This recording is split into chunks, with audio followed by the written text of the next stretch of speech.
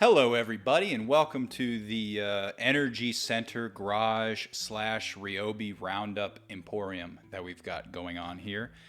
I want to talk about the negative, unforeseeable costs of charging an electric vehicle, picking your charger, charging at home, all of that stuff. Let's get right into it. This is a J1772 and a Nissan Leaf that charges at a max 3.3 kilowatts.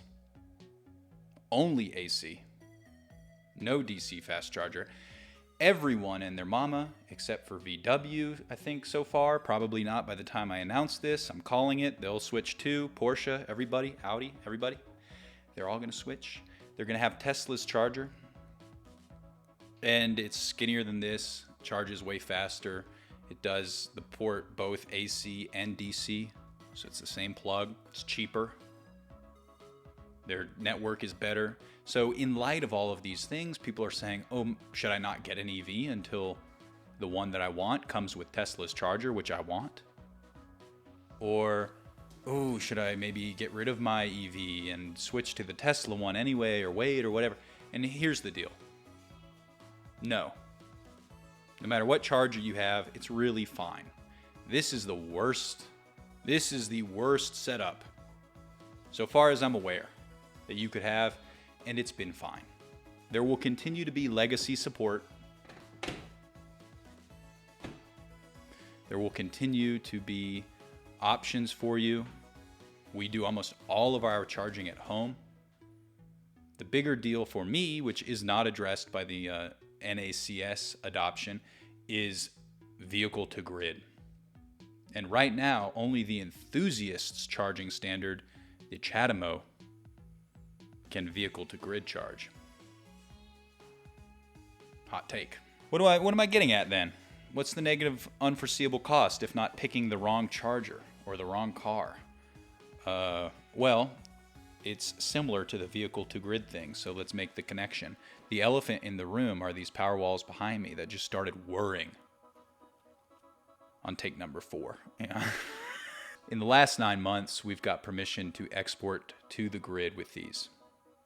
We charge up from the solar, and instead of just sending it out when we don't use it, we put it in the batteries, and then when they will pay us 4 times as much per unit, we discharge from the batteries. This Leaf, we charge almost exclusively at home. All of our home energy over the last 12 months, our electricity, has been 15,976 kilowatt hours.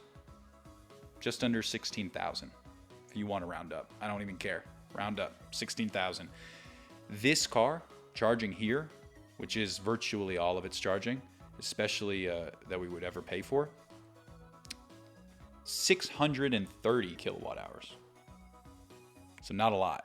In fact, when you divide, you find that the car charging is under 4% of our entire electricity usage over the last year. And that's what it pretty much was last year too. So when you account for the solar and the batteries in this piddly little J1772, which takes hours to fill this thing, and it's 24 kilowatt hour battery. When you factor all of that in, that 4%, 3.97%, our annual electric bill was negative $100. And as a part of that whole, charging this thing was negative $3.97. So it is like they paid us to drive it for the last year, $4. And I didn't see that coming. That was an unforeseeable negative cost. So thank you very much, guys. Have a good day.